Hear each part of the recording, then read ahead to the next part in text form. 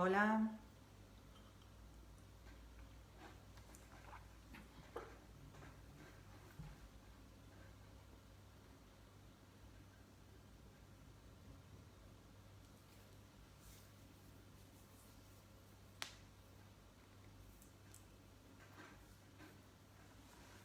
Esperaba recibirlos con música, pero hola Ruth, ¿cómo estás? Pero no lo conseguí. Hola Casi Cursi, bienvenido, bienvenida. Eh, Pensé que iba a poder transmitir con el iPad y pasarles la música que había elegido con el teléfono, pero no se pudo. No sé qué pasa con la cámara del iPad y no pude. Así que volví al teléfono. Hola Nora, y espero que no se corte esta vez, porque no me gusta. Hola Sasa, no me gusta que se corte. No queda igual después que cuando va todo entero. Hola Carlos, bienvenido. Hola Jorge, bienvenido.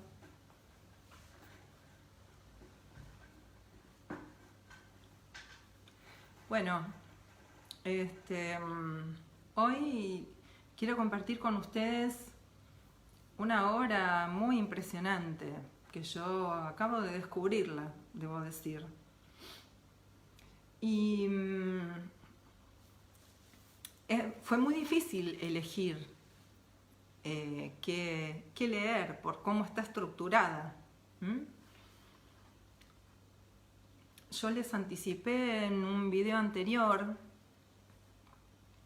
la cantidad de... Hola Graciela, bienvenida. Hola Marcela, la cantidad de grandísimos escritores que declararon: hola mamá, ¿cómo estás? Que declararon abiertamente la incidencia que las 1000 noches y una noche, como me enseñó mi amiga Graciela Safuri, tuvo en su obra. Entre ellos les había mencionado a Borges, a Goethe, a Stendhal, a Flaubert, a Pushkin, a Tolstoy, a Yeats, a Kavafis, a Perec, a Poe. Así que, bueno, como fue muy difícil elegir qué leer, porque las historias se continúan noche tras noche. Algunas implican un corte, pero la mayoría no. Pensé en contarles algunas cosas mínimas y además de mostrarles las ilustraciones, comenzar por el principio, que es básicamente cómo empieza la historia, ¿no? A la que llega Sherezad, exactamente, a la que llega Sherezad a tener como protagonista, ¿no? Porque es bien interesante. Como les decía, hoy le pregunté a mi amiga Graciela Safuri y ella me contó que en realidad el título correcto sería Las 1000 noches y una noche. Así que vamos a llamarla así a la obra, que después me fijé y en el libro está así. Tiene como una primera carátula, la que todos conocemos, Las 1000 y una noches, pero después tiene esta, que dice Las 1000 noches y una noche. Por cosas muy interesantes que Graciela me contó respecto de cómo se numera en la lengua árabe, y que si Grace, si tenés ganas, puedes escribirla en el chat para que quede registrada. Hola Andrea, y después se pueda leer, porque es bien interesante. Hola Mónica, bienvenida. Bueno, entonces estamos con Las 1000 noches y una noche, que en árabe, perdón si lo pronuncio mal, Grace, sería Alf Lail Ulail. Lindísimo, suena muy lindo. Las ilustraciones de este libro son de B. Kryukov, un ilustrador que lo googleé, no encontré mucho de él, salvo que también ilustró un libro de Poe. La traducción del árabe es del doctor J.C. Mardrus. Hola, Mónica. Y la versión española de Vicente Blasco Ibáñez. Mis ejemplares son de la segunda edición de 1956, la primera fue en 1950. Bueno, les cuento que yo le presté atención a este tesoro hace muy poquito. Mi tía abuela, mi tía América, a quien le dedico en especial esta noche, ya les conté su historia, sin darse cuenta, sin saberlo, me heredó esta especie de tesoro, que ojalá ustedes tuvieran la oportunidad de tocarlo, porque las hojas, bueno, las ilustraciones están como plastificadas, ¿no? Son de una belleza singular. Hola Susana, bienvenida, qué alegría, hola a todos. Bueno, ¿ven? Las ilustraciones son bellísimas. Y ojalá, les decía, ojalá pudieran tocarlo, porque las hojas están texturadas.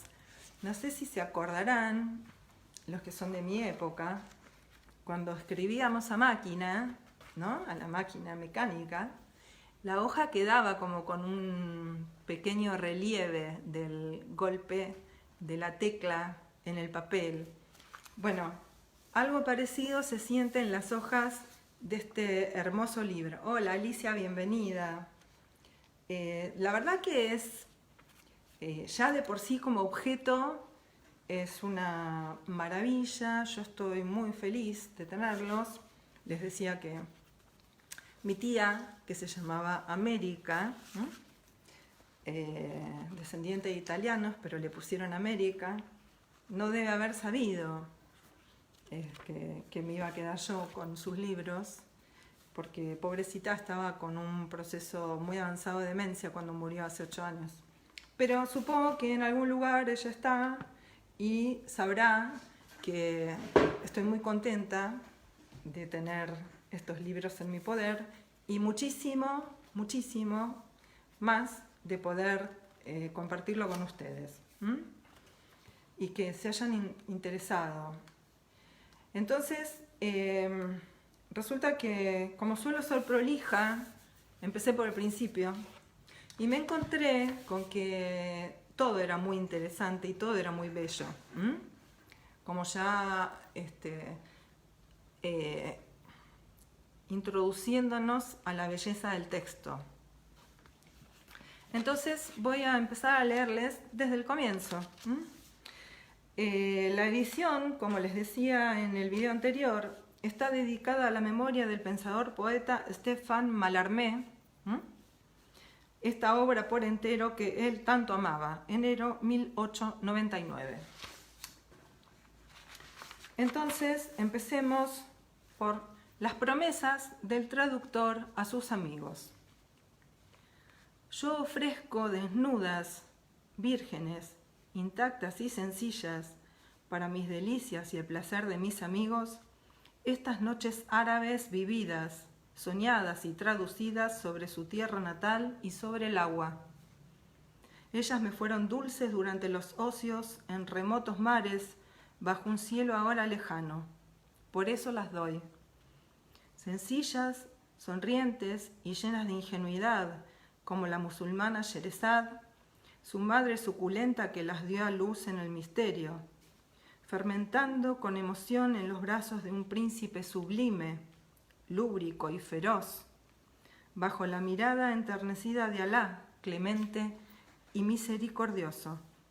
Al venir al mundo fueron delicadamente mecidas por las manos de la lustral Doña Sada, que es la hermana de Sherezad, su buena tía, que grabó sus nombres sobre hojas de oro coloreadas de húmedas pedrerías y las cuidó bajo el terciopelo de sus pupilas hasta la adolescencia dura, para esparcirlas después voluptuosas y libres sobre el mundo oriental, eternizado por su sonrisa. Yo las entretengo tales como son, en su frescor de carne y de roca. Solo existe un método honrado y lógico de traducción, la literalidad, una literalidad impersonal, apenas atenuada por un leve parpadeo y una ligera sonrisa del traductor. Ella crea, sugestiva, la más grande potencia literaria. Ella produce el placer de la evocación. Ella es la garantía de la verdad. Ella es firme e inmutable en su desnudez de piedra. Ella cautiva el aroma primitivo y lo cristaliza. Ella separa y desata. Ella fija. La literalidad encadena el espíritu divagador y lo doma, al mismo tiempo que detiene la infernal facilidad de la pluma. Yo me felicito de que así sea, porque ¿dónde encontrar un traductor de genio simple, anónimo, libre de la necia manía de su renombre? Las dificultades del idioma original, tan duras para el traductor académico que ve en las obras la letra antes que el espíritu, se convierten entre los dedos del amoroso balbuceo oriental en espirales tan bellas que muchas veces no se atreve a desenlazarlas por miedo a que pierdan su originalidad. En cuanto a la acogida que tendrán estas joyas orientales, el occidente, amanerado y pálido por la asfixia de sus convencionalismos verbales, tal vez fingirá susto y asombro al oír el franco lenguaje, gorjeo simple, sonoro y juvenil, de estas muchachas sanas y morenas, nacidas en las tiendas del desierto, que ya no existen. Entienden poco de malicia las huríes. Y los pueblos primitivos, dice el sabio, llaman las cosas por su nombre y no encuentran nunca condenable lo que es natural, ni licenciosa la expresión de lo natural. Entiendo por pueblos primitivos todos aquellos que aún no tienen una mancha en la carne o en el espíritu y que vinieron al mundo bajo la sonrisa de la belleza. Además, la literatura árabe ignora totalmente ese producto odioso de la vejez espiritual, la intención pornográfica. Los árabes ven todas las cosas bajo el aspecto hilarante. Su sentido erótico solo conduce a la alegría. Y ríen de todo corazón como niños allí donde un puritano gemiría de escándalo. Todo artista que ha vagabundeado por Oriente y cultivado con amor los bancos calados de los adorables cafés populares en las veredas, en las verdaderas ciudades musulmanas y árabes, el viejo Cairo con sus calles llenas de sombras siempre frescas, los zocos de Damasco, Sana del Yemen, Mascata o Bagdad, todo aquel que ha dormido en la estera inmaculada del beduino de Palmira, que ha partido el pan y saboreado la sal fraternalmente en la soledad gloriosa del desierto, con Ibn Rashid el suntuoso, tipo neto del árabe auténtico, o que ha gustado la exquisitez de una charla de simplicidad antigua con el puro descendiente del profeta, el jerife Hussein ben Ali ben Aun, emir de la Meca Santa, ha podido notar la expresión de las pintorescas fisonomías reunidas. Un sentimiento único domina a toda la asistencia. Una hilaridad loca flamea con vitales estallidos ante las palabras gruesas y libres del heroico cuentista público que en el centro del café o de la plaza gesticula, hace mímica, se pasea o brinca para dar mayor expresión a su relato en medio de los espectadores risueños. Y se apodera de vosotros la general embriaguez suscitada por las palabras y los sonidos imitativos, el humo del tabaco que hace soñar, la esencia afrodisíaca que parece flotante en el espacio, el subolor discreto del hashish, último regalo de Alá a los hombres, y os sentís navegantes aéreos en la frescura de la noche. Allí nadie aplaude. Ese gesto bárbaro, inarmónico y feroz, vestigio indiscutible de razas ancestrales y antropófagas que danzaban en torno del poste de colores de la víctima y del cual ha hecho Europa un signo de la horrible alegría burguesa, amontonada bajo el gas o la electricidad de las salas públicas, es completamente desconocido. El árabe, ante una música compuesta de notas de cañas y flautas, ante un lamento de canón, un canto de muezzín o de almea, un cuento subido de color, un poema de aliteraciones en cascadas, un perfume sutil de jazmín, una danza de flor movida por la brisa, un vuelo de pájaro o la desnudez de ámbar y perla de una abultada cortesana de formas ondulosas y ojos de estrella, responde en sordina o a toda voz con un ¡ah! ¡ah! Largo, sabiamente modulado, extático, arquitectónico. Y esto se debe a que el árabe no es más que un instintivo, pero afinado, exquisito. Ama la línea pura y la divina con su imaginación cuando es irreal, pero es parco en palabras y sueña. Y ahora, amigos míos, yo os prometo, sin miedo de mentir, que el telón va a levantarse sobre la más asombrosa, la más complicada y la más espléndida visión que haya alumbrado jamás sobre la nieve del papel el frágil útil del cuentista. Firma, por supuesto, el traductor, el doctor Mardrus. Bien, está dedicado este volumen a mi amigo Paul Valéry. Entonces comienza: aquello que quiera Alá. En el nombre de Alá el Clemente, el Misericordioso. La alabanza a Alá, amo del universo, y la plegaria y la paz para el príncipe de los enviados, nuestro Señor y soberano Mahoma. Y para todos los tuyos, la plegaria y la paz siempre unidas esencialmente hasta el día de la recompensa. Y después, que las leyendas de los antiguos sean una lección para los modernos, a fin de que el hombre aprenda en los sucesos que ocurren a otros que no son él. Entonces respetará y comparará con atención las palabras de los pueblos pasados y lo que a él le ocurra y se reprimirá. Por esto, gloria a quien guarda los relatos de los primeros como lección dedicada a los últimos.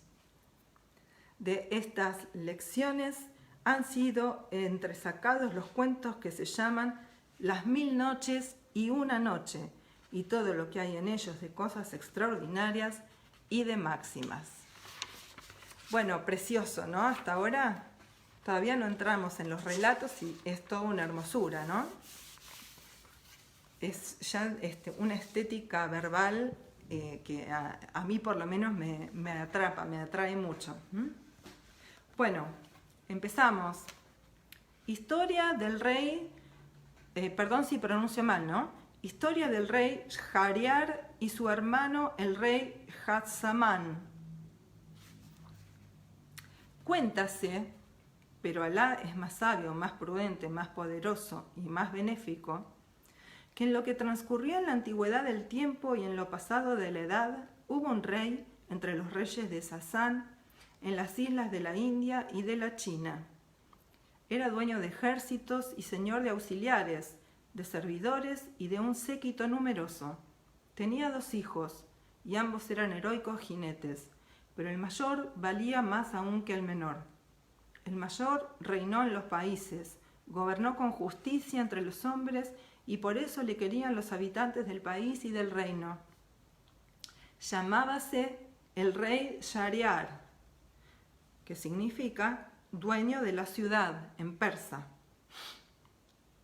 Su hermano, llamado Shahzaman, que significa dueño del siglo o del tiempo, también en persa, era el rey de Salamarcanda al-Aham.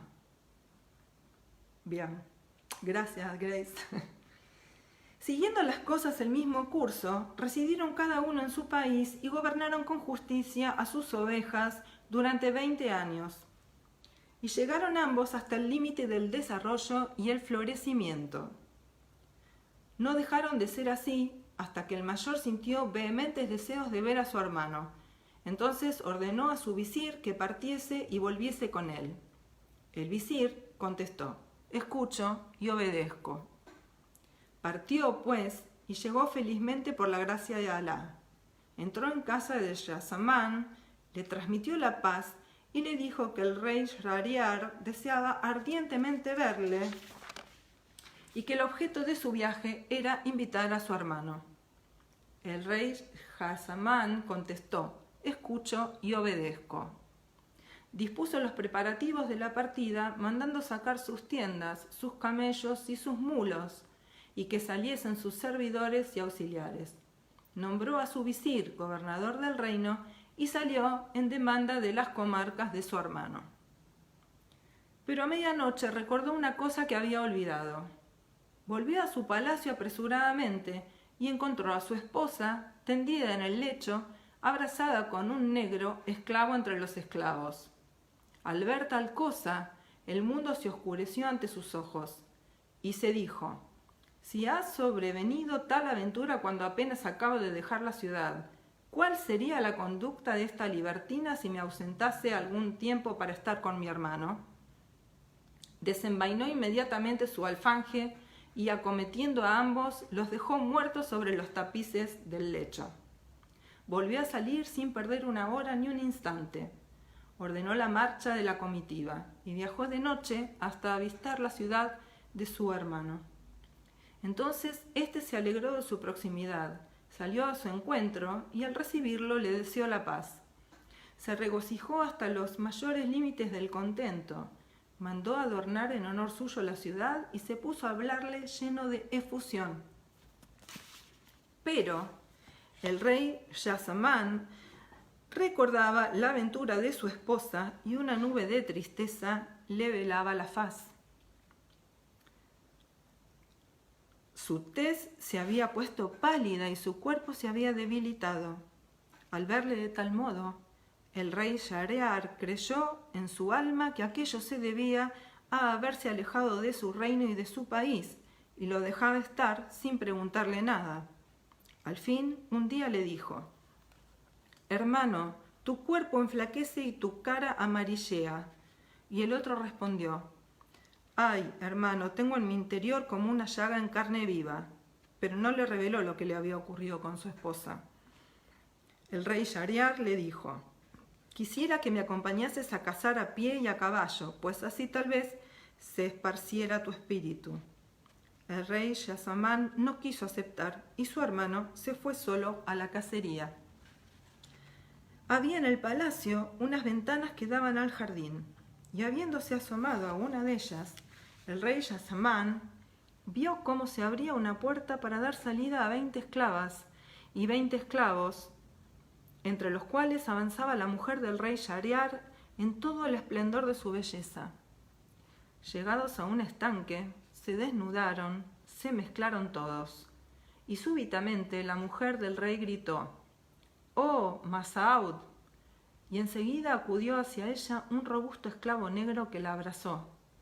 Ella se abrazó también a él, y entonces el negro la echó al suelo, boca arriba, y la gozó. A tal señal, todos los demás esclavos hicieron lo mismo con las mujeres, y así siguieron largo tiempo, sin acabar con sus besos, abrazos, copulaciones y cosas semejantes hasta cerca del amanecer. Al ver aquello, pensó el hermano del rey: por Alá, más ligera es mi calamidad que esta otra. Inmediatamente, dejando que se desvaneciese su aflicción, se dijo: en verdad, esto es más enorme que cuanto me ocurrió a mí. Y desde aquel momento volvió a comer y beber cuanto pudo.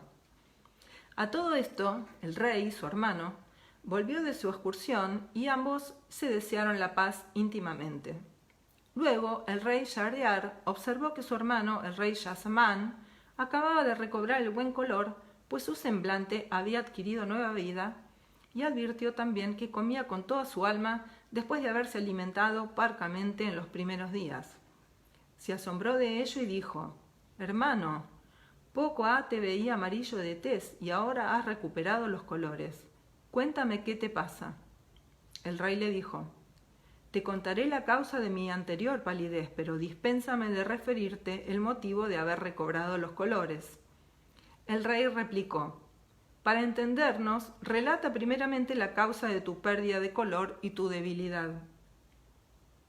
Y se explicó de este modo: sabrás, hermano, que cuando enviaste tu visir para requerir mi presencia, hice mis preparativos de marcha y salí de la ciudad. Pero después me acordé de la joya que te destinaba y que te di al llegar a tu palacio.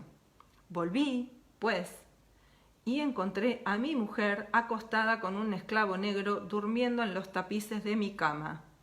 Los maté a los dos y vine hacia ti, muy atormentado por el recuerdo de tal aventura.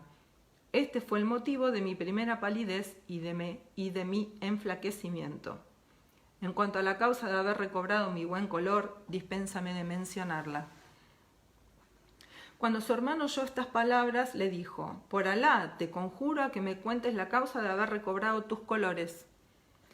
Entonces el rey Yasamán le refirió cuánto había visto. El rey Shahriar dijo: ante todo, es necesario que mis ojos vean semejante cosa. Su hermano le respondió: finge que vas de caza, pero escóndete en mis aposentos y serás testigo del espectáculo. Tus ojos lo contemplarán. Inmediatamente el rey mandó que el pregonero divulgase la orden de marcha. Los soldados salieron con sus tiendas fuera de la ciudad. El rey marchó también, se ocultó en su tienda y dijo a sus jóvenes esclavos: que nadie entre. Luego se disfrazó, salió a hurtadillas y se dirigió al palacio. Llegó a los aposentos de su hermano y se asomó a la ventana que daba al jardín. Apenas había pasado una hora cuando salieron las esclavas rodeando a su señora y tras ellas los esclavos, e hicieron cuanto había contado Yasamán, pasando en tales juegos hasta el Asr, que es la parte del día en que empieza a declinar el sol. Cuando vio estas cosas el rey Shahriar, la razón se ausentó de su cabeza y dijo a su hermano: marchemos para saber cuál es nuestro destino en el camino de Alá, porque nada de común debemos tener con la realeza hasta encontrar a alguien que haya sufrido una aventura semejante a la nuestra. Si no, la muerte sería preferible a nuestra vida. Su hermano le contestó lo que era apropiado y ambos salieron por una puerta secreta del palacio. Y no cesaron de caminar día y noche hasta que por fin llegaron a un árbol en medio de una solitaria pradera junto a la mar salada. En aquella pradera había un manantial de agua dulce. Bebieron de ella y se sentaron a descansar. Apenas había transcurrido una hora del día cuando el mar empezó a agitarse. De pronto brotó de él una negra columna de humo que llegó hasta el cielo y se dirigió después hacia la pradera.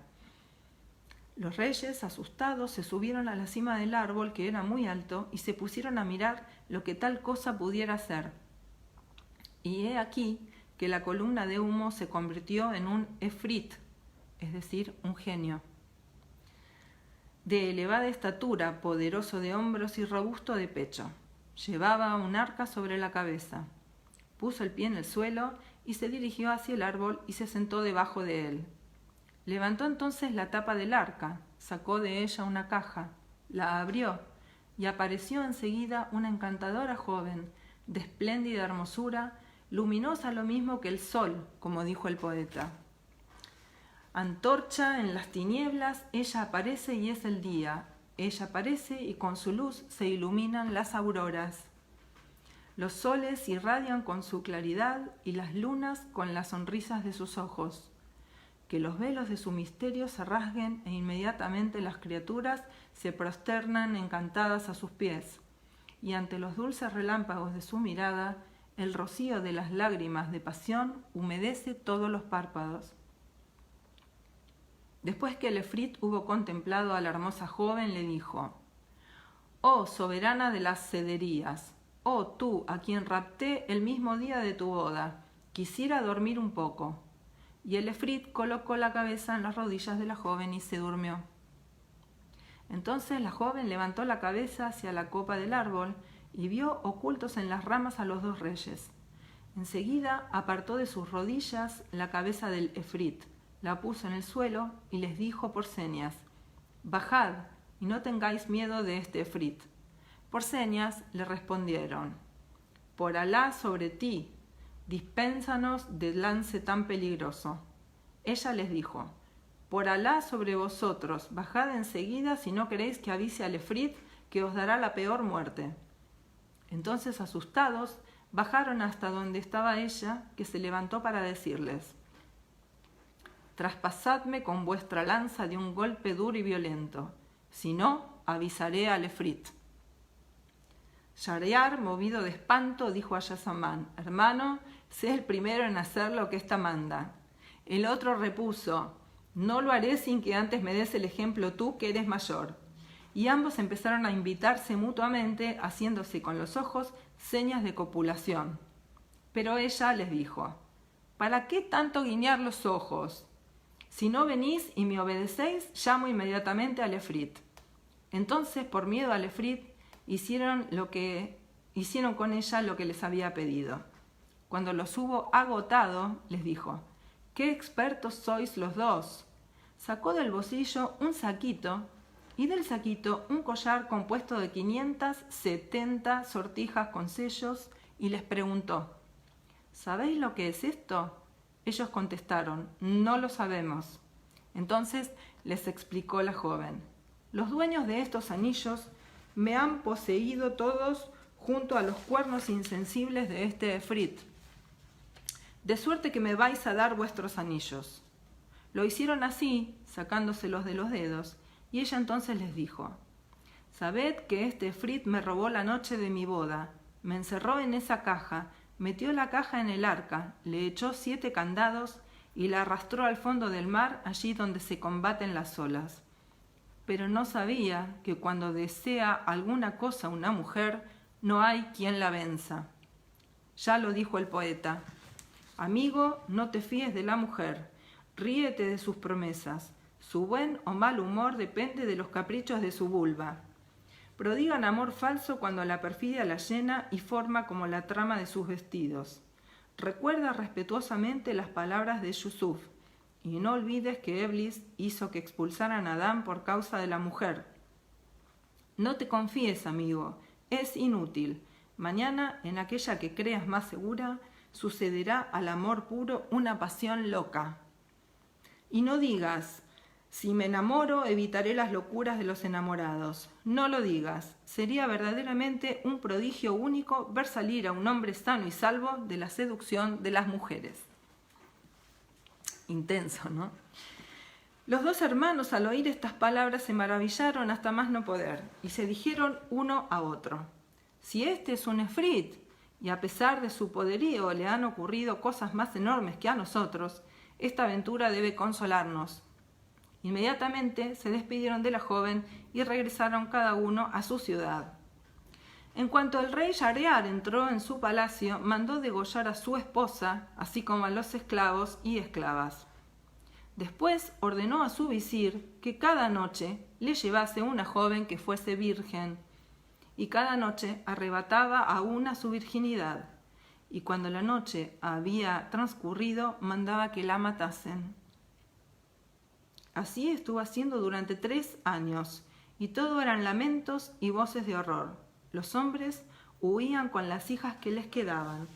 En la ciudad no había ya ninguna doncella que pudiese servir para los asaltos de este cabalgador. En esta situación, el rey mandó al visir que, como de costumbre, le trajese una joven. El visir, por más que buscó, no pudo encontrar ninguna, y regresó muy triste a su casa, con el alma transida de miedo ante el furor del rey. Pero este visir tenía 2 hijas de gran hermosura que poseían todos los encantos, todas las perfecciones, y eran de una delicadeza exquisita. La mayor se llamaba Sherazad y el nombre de la menor era Doniazada. La mayor, Sherazad, había leído los libros, los anales, las leyendas de los reyes antiguos y las historias de los pueblos pasados. Dicen que poseía también 1000 libros de crónicas referentes a los pueblos de las edades remotas, a los reyes de la antigüedad y sus poetas. y era muy elocuente y daba gusto oírla. Al ver a su padre le habló así: ¿por qué te veo tan cambiado, soportando un peso abrumador de pesadumbres y aflicciones? Sabe, padre, que el poeta dijo: oh tú que te apenas, consuélate. Nada es duradero, toda alegría se desvanece y todo pesar se olvida. Cuando oyó estas palabras, el visir contó a su hija cuanto había ocurrido desde el principio al fin, concerniente al rey. Entonces le dijo Sherezad: por Alá, padre, cásame con el rey, porque si no me mata, seré la causa del rescate de las hijas de los muslimes, o sea, musulmanes, ¿no? Y podré salvarlas de entre las manos del rey. Entonces el visir contestó: por Alá sobre ti, no te expongas nunca a tal peligro. Pero Sherezad repuso: es imprescindible que así lo haga. Entonces le dijo su padre: cuidado, no te ocurra lo que les ocurrió al asno y al buey con el labrador. Escucha su historia. Fábula del asno, el buey y el labrador. Has de saber, hija mía, que hubo un comerciante dueño de grandes riquezas y de mucho ganado. Estaba casado y con hijos. Alá, el Altísimo, le dio igualmente el conocimiento de los lenguajes de los animales y el canto de los pájaros. Habitaba este comerciante en un país fértil a orillas de un río. En su morada había un asno y un buey. Cierto día llegó el buey al lugar ocupado por el asno y vio aquel sitio barrido y regado. En el pesebre había cebada y paja bien cribadas y el jumento estaba echado descansando. Cuando el amo lo montaba, era solo para algún trayecto corto y por asunto urgente, y el asno volvía pronto a descansar. Ese día, el comerciante oyó que el buey decía al pollino: come a gusto y que te sea sano, de provecho y de buena digestión. Yo estoy rendido y tú descansando después de comer cebada bien cribada. Si el amo te monta alguna que otra vez, pronto vuelve a traerte. En cambio, yo me reviento arando y con el trabajo del molino.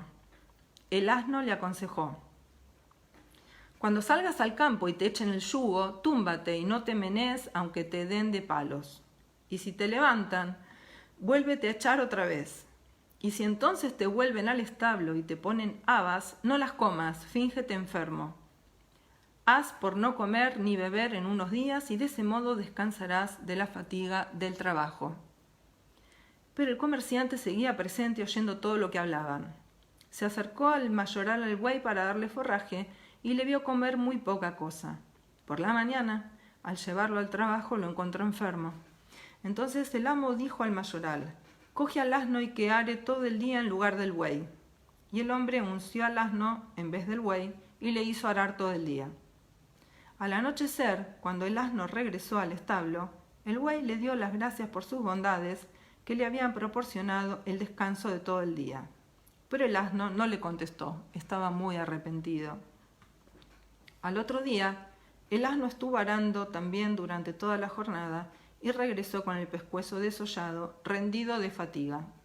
El buey, al verle en tal estado, le dio las gracias de nuevo y lo colmó de alabanzas.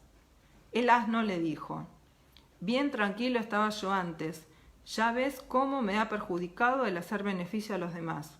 Y enseguida añadió: voy a darte un buen consejo de todos modos. He oído decir al amo que te entregarán al matarife si no te levantas, y harán una cubierta para la mesa con tu piel. Te lo digo para que te salves, pues sentiría que te ocurriese algo. El buey, cuando oyó estas palabras del asno, le dio las gracias nuevamente y le dijo: mañana reanudaré mi trabajo. Y se puso a comer, se tragó todo el forraje y hasta lamió el recipiente con su lengua. Pero el amo les había oído hablar. En cuanto amaneció, fue con su esposa hacia el establo de los bueyes y las vacas y se sentaron a la puerta. Vino el mayoral y sacó al buey, que en cuanto vio a su amo empezó a menear la cola, a ventosear ruidosamente y a galopar en todas las direcciones como si estuviese loco. Entonces le entró tal risa al comerciante que se cayó de espaldas. Su mujer le preguntó: ¿de qué te ríes? Y él dijo: de una cosa que he visto y oído, pero no la puedo descubrir porque me va en ello la vida. La mujer insistió: pues has de contármela aunque te cueste morir. Y él dijo: me callo porque temo a la muerte. Ella repuso: entonces es que te ríes de mí. Y desde aquel día no dejó de hostigarle tenazmente hasta que le puso en una gran perplejidad. Entonces el comerciante mandó llamar a sus hijos, así como al cadí y a unos testigos. Quiso hacer testamento antes de revelar el secreto a su mujer, pues amaba a su esposa entrañablemente, porque era la hija de su tío paterno, es decir, su esposa, madre de sus hijos, y había vivido con ella 120 años de su edad. Hizo llamar también a todos los parientes de su esposa y a los habitantes del barrio, y refirió a todos lo ocurrido, diciendo que moriría en cuanto revelase el secreto. Entonces toda la gente dijo a la mujer: por Alá sobre ti, no te ocupes más del asunto, pues va a perecer tu marido, el padre de tus hijos. Pero ella replicó: aunque le cueste la vida, no le dejaré en paz hasta que me haya dicho su secreto. Entonces ya no le rogaron más. El comerciante se apartó de ellos y se dirigió al estanque de la huerta para hacer sus abluciones y volver inmediatamente a revelar su secreto y morir. Pero había un gallo lleno de vigor, capaz de dejar satisfechas a 50 gallinas, y junto a él hallábase un perro. Y el comerciante oyó que el perro increpaba al gallo de este modo: ¿no te avergüenza estar tan alegre cuando va a morir nuestro amo? Y el gallo preguntó: ¿por qué causa va a morir? Entonces el perro contó toda la historia, y el gallo repuso: por Alá, poco talento tiene nuestro amo. 50 esposas tengo yo y a todas sé manejármelas perfectamente, regañando a unas y contentando a otras. En cambio, él solo tiene una y no sabe entenderse con ella. El medio es bien sencillo. Bastaría con cortar unas cuantas varas de morera, entrar en el camarín de su esposa y darla hasta que sucumbiera o se arrepintiese. No volvería a importunarle con preguntas. Así, dijo el gallo, y cuando el comerciante oyó sus palabras, se iluminó su razón y resolvió dar una paliza a su mujer. El visir interrumpió aquí su relato para decir a su hija Sherezad: ¿acaso el rey haga contigo lo que el comerciante con su mujer?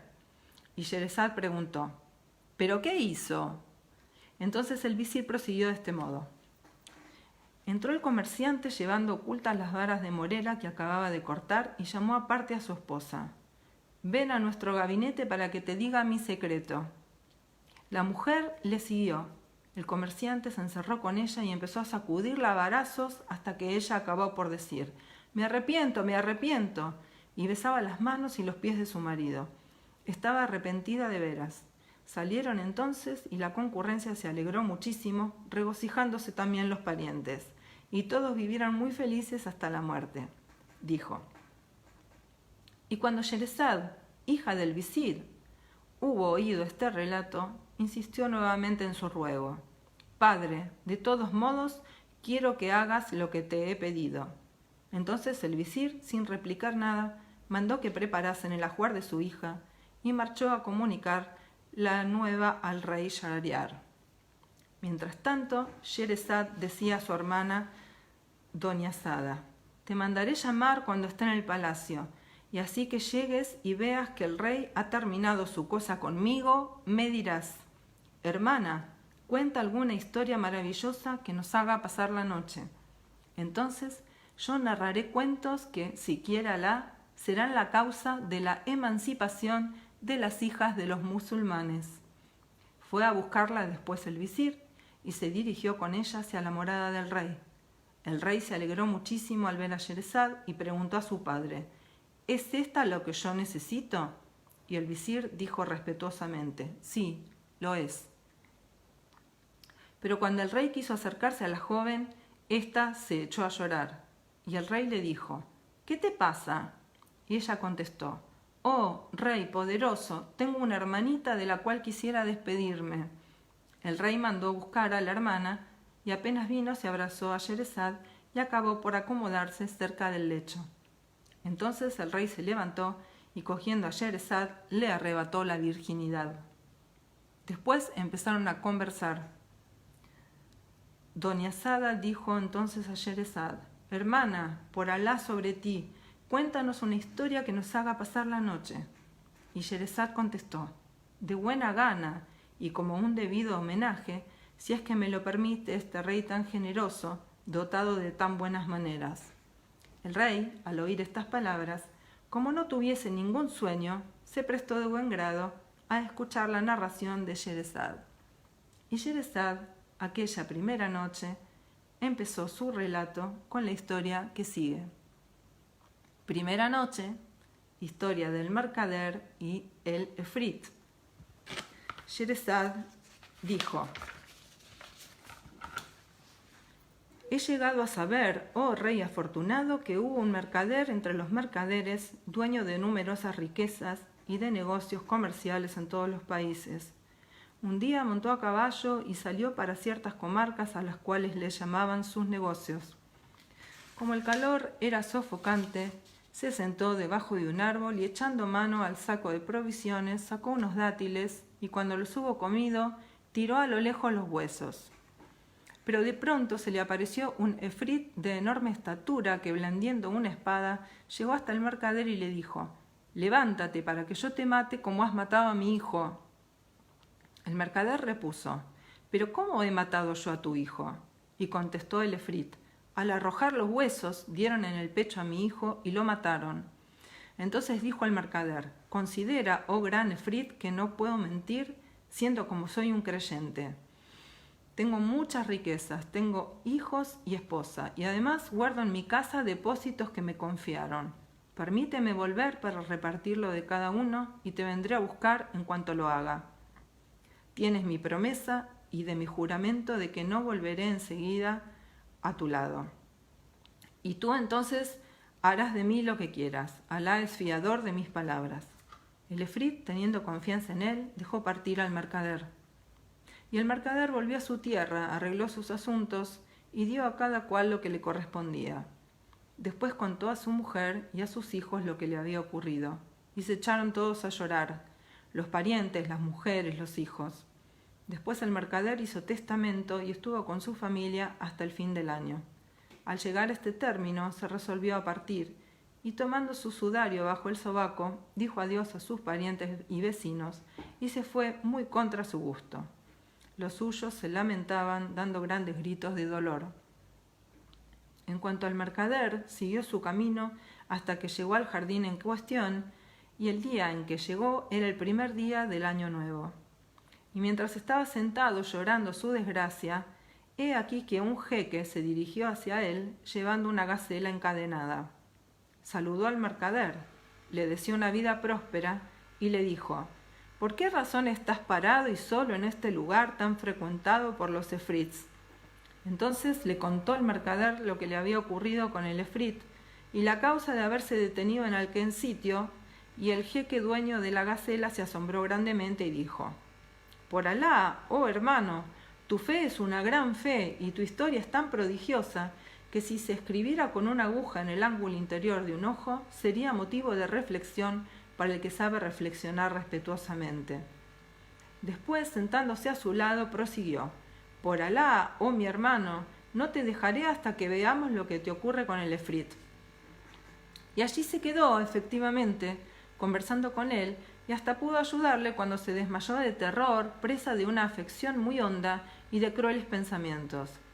Seguía allí el dueño de la gacela cuando llegó un segundo jeque, que se dirigió a ellos con 2 lebreles negros.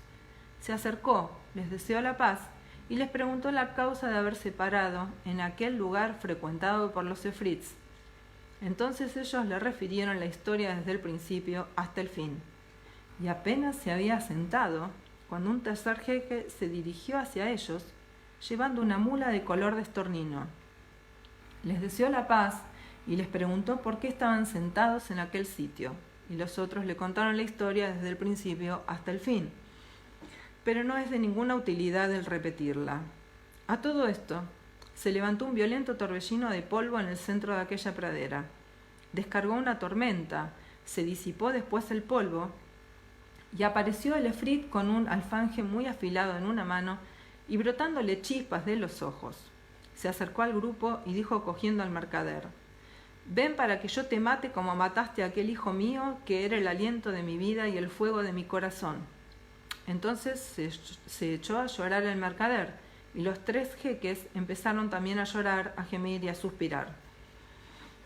Pero el primero de ellos, el dueño de la gacela, acabó por tomar ánimos y besando la mano del efrit le dijo: «Oh efrit, jefe de los efrits y de su corona, si te cuento lo que me ocurrió con esta gacela y te maravilla mi historia, ¿me recompensarás con el tercio de la sangre de este mercader?»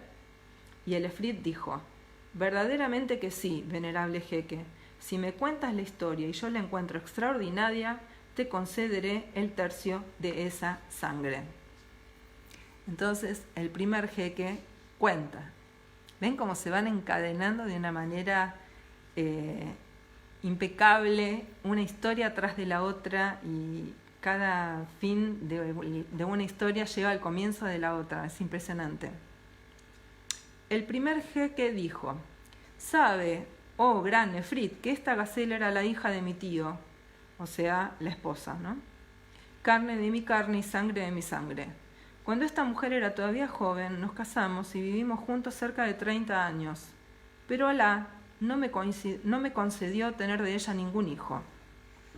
Por esto tomé una concubina que, gracias a Alá, me dio un hijo varón, más hermoso que la luna cuando sale.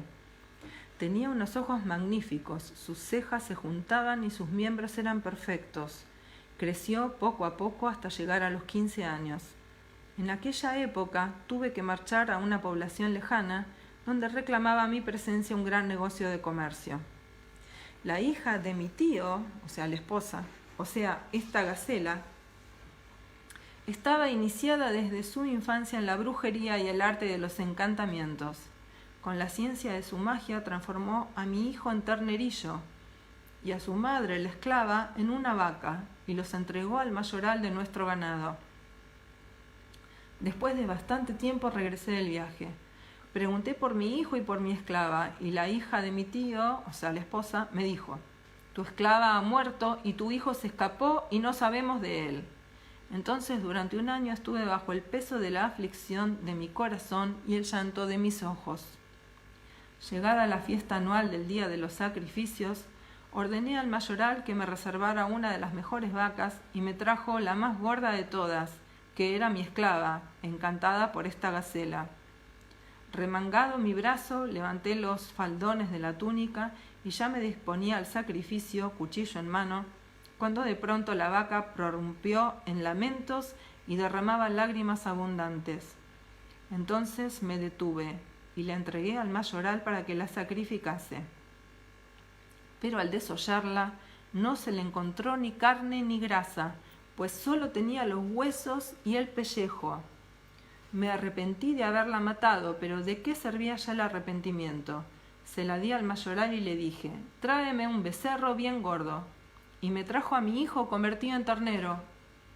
Cuando el ternero me vio, rompió la cuerda, se me acercó corriendo y se revolcó a mis pies. Pero con qué lamentos, con qué lamentos. Entonces tuve piedad de él y le dije al mayoral: «Tráeme otra vaca y deja con vida a este ternero». En este punto de su narración, Sherezad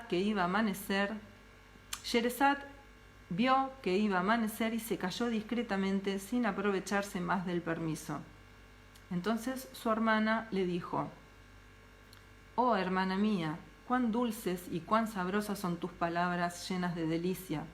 Sherezad contestó: «Pues nada son comparadas con lo que os podría contar la noche próxima, si vivo todavía y el rey quiere conservarme». Y el rey dijo para sí: «Por Alá, no la mataré hasta que haya oído la continuación de su historia». Después el rey y Sherezad pasaron toda la noche abrazados. Luego marchó el rey a presidir su tribunal y vio llegar al visir, que llevaba debajo del brazo un sudario para Sherezad, a la cual creía muerta. Pero nada le dijo de esto al rey y siguió administrando justicia, designando a unos para los empleos, destituyendo a otros, hasta que acabó el día. Y el visir se fue perplejo en el colmo del asombro al saber que su hija vivía. así transcurría la primera noche del encuentro de Sherezad con el rey. Primera noche a la que logró sobrevivir. Es impresionante, digamos, el arte narrativo que despliegan estas historias, porque, como les decía al principio, fue muy difícil encontrar qué leer. Tengo alguna otra marcada, no sé ni qué hora es. Ya es 1 hora. Quedará para otra vez, me parece. Era muy difícil encontrar qué historia leer que pudiera, en cierta forma, desanudarse de la continuidad que tiene una historia con la otra, ¿no? Y me llamó mucho la atención porque yo me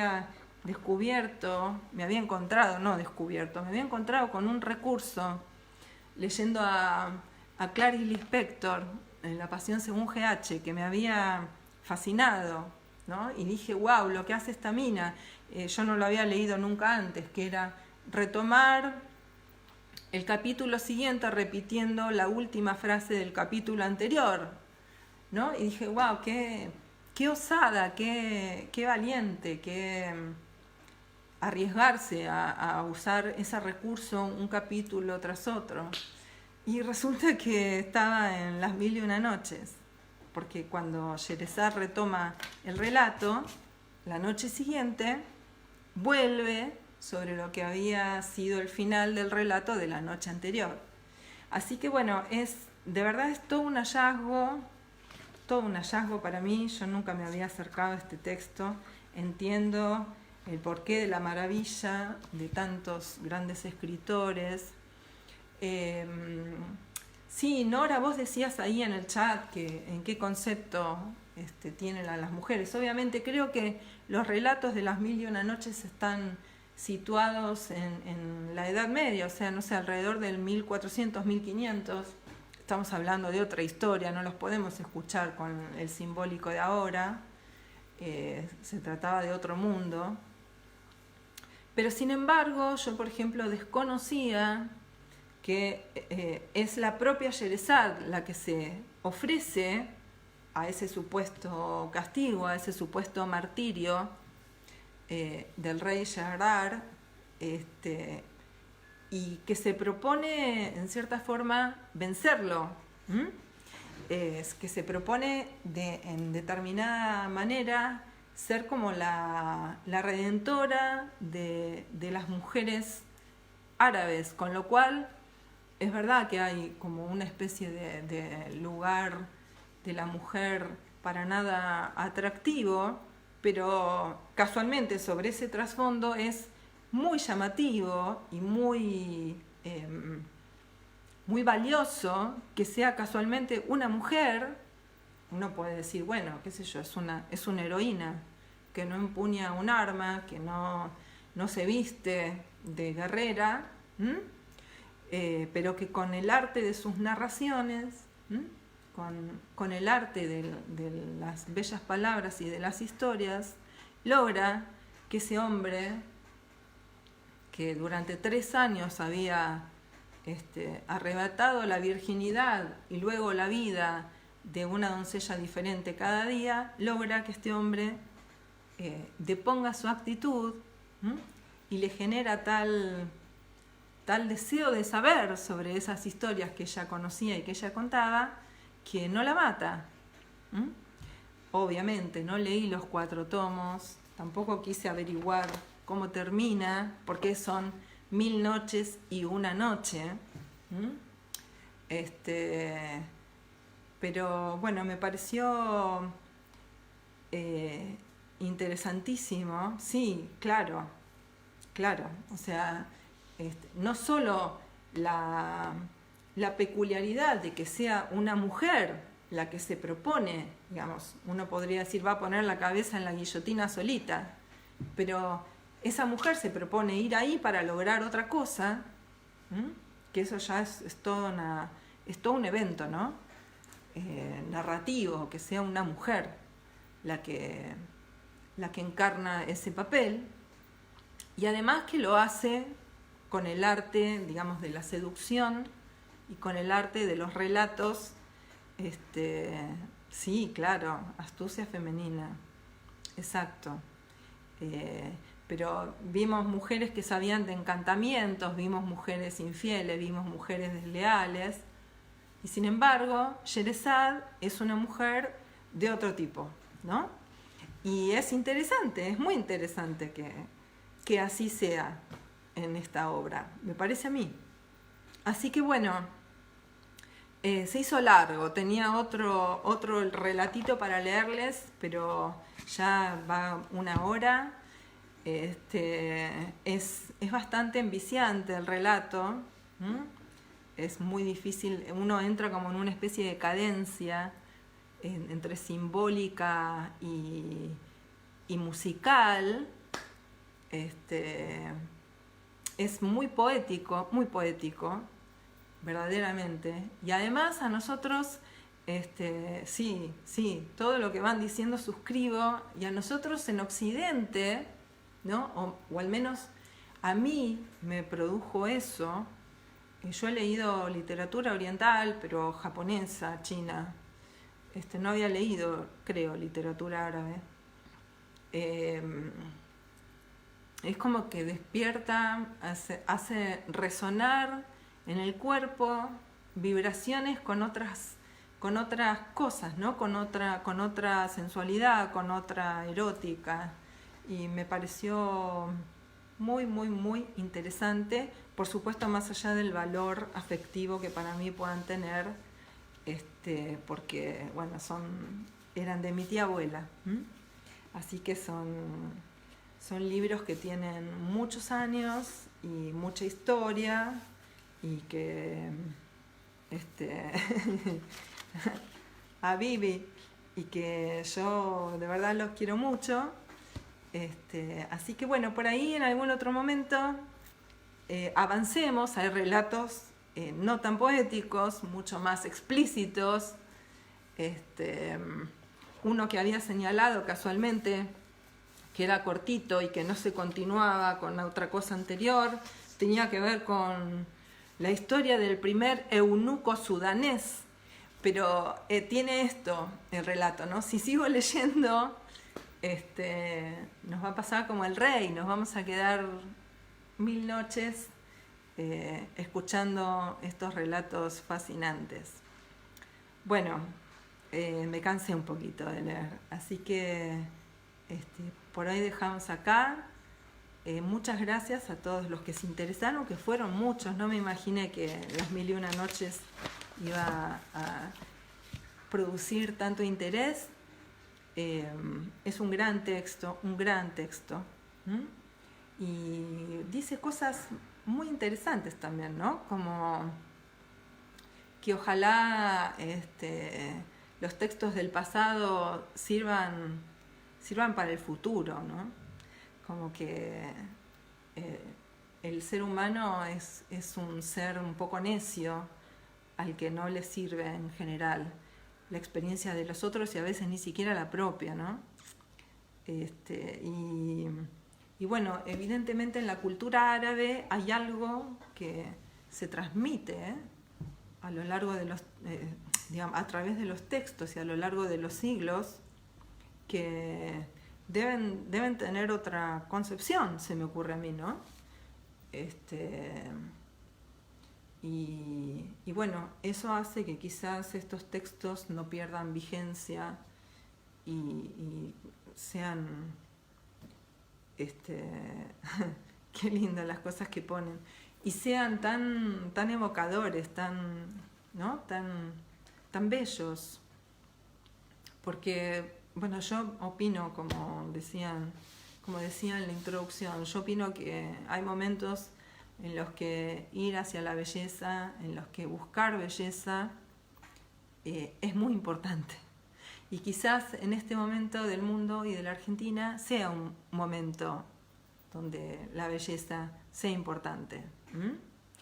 Porque, bueno, hay que, como Sherezad, hay que encontrar la manera de ir día tras día y sobrellevando lo que se vaya presentando. Y bueno, y en ese sentido, la belleza ayuda. La belleza ayuda. Es como una especie de conducto directo al alma o al espíritu, digamos, en términos artísticos, ¿no? Sí, claro, sí, mucha cultura, mucha cultura. Bueno, buenas noches a todos. Podemos, como decía en el video anterior, podemos ir a dormir tranquilos, que nadie nos va a decapitar a la mañana. Y nos seguiremos encontrando para nuevas lecturas, para nuevos descubrimientos. Para mí fue hermoso compartirlo con ustedes porque es mi primer acercamiento a esta obra. Seguro que no va a ser el último. Y bueno, me dio mucha alegría poder transmitírselos. Les muestro, para terminar, algunas de las ilustraciones que son muy bellas. Les nombré al ilustrador Kryukov. Son muy hermosas las ilustraciones. Esperen, a ver, evitamos el reflejo. Sí, sí. Hay veces que el horror está tan presente, está tan a la vuelta de la esquina, que hace falta velarlo un poquito, ¿no? Porque si no, ¿cómo se sigue? Bueno, precioso. Esto dice, me di cuenta hace un ratito que tenía una inscripción atrás. Soy la hija de un rey de reyes de la India.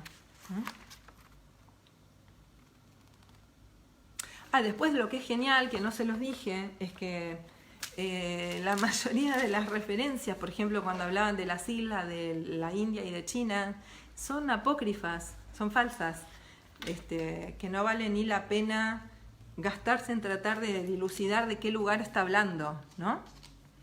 Les dije que es un texto anónimo, ¿no? Acá, bueno, está un rey diciendo a su séquito que está dispuesto a destituir. A ver, les voy a leer. Estoy resuelto a destituir a aquellos de quienes me den quejas. Eso es, ejercer la autoridad, ¿no? Ahí. Bueno, hermoso. La verdad que una felicidad tener estos libros y compartirlos con ustedes. Bueno, les mando un beso muy grande, gracias a todos por estar. Hoy fueron muchos que se fueron quedando, algunos se fueron yendo, fueron un montón. Así que cariños para todos. Buenas noches, cuídense y nos vemos la próxima. Chao, que estén bien.